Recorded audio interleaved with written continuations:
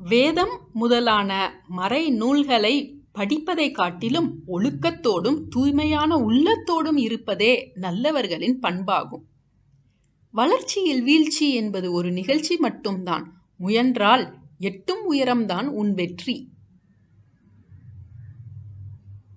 எந்த அளவுக்கு உயரம் செல்ல வேண்டும் என்று நினைக்கிறாயோ அந்த அளவுக்கு கடுமையான சோதனைகளை கடந்து செல்ல உன்னை தயார்படுத்திக் கொள். துன்பங்கள் துரத்தினாலும் சோர்ந்து போகாமல் எதிர்த்து நின்று வெற்றி பெறுவதே மனிதனுக்கு அழகு.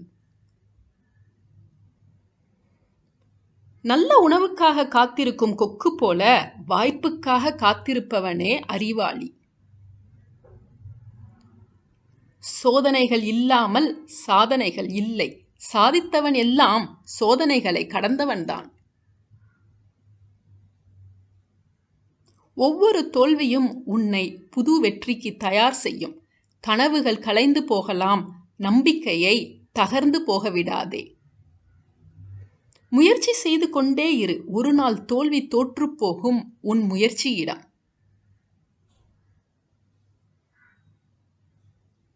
உங்கள் மனம் தெளிந்த நீரைப் போல இருப்பதற்கு முதலில் கோபத்தை கட்டுப்படுத்திக் கொள்ளுங்கள். யாரிடமும் கோபம் கொண்டு சண்டை போடாதீர்கள். சண்டையிட்டு கொண்டிருப்பதால் மனதில் நிம்மதி கெடுவதை தவிர பயன் ஏதும் ஏற்படுவதில்லை. நல்லோருக்கு செய்த உதவி கல்மேல் பொறித்த எழுத்தாக நிலைத்திருக்கும். தீயோருக்கு செய்த உதவி நீர்மேல் எழுதிய எழுத்தாக சுவடு தெரியாமல் அப்போதே அழிந்துவிடும்.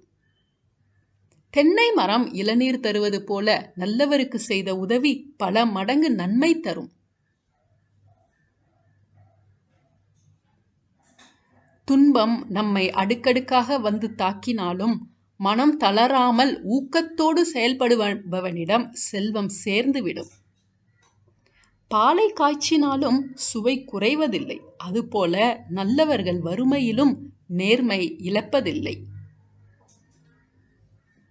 எந்த பொருளின் மீது ஆசை இல்லையோ அவற்றால் துன்பமில்லை.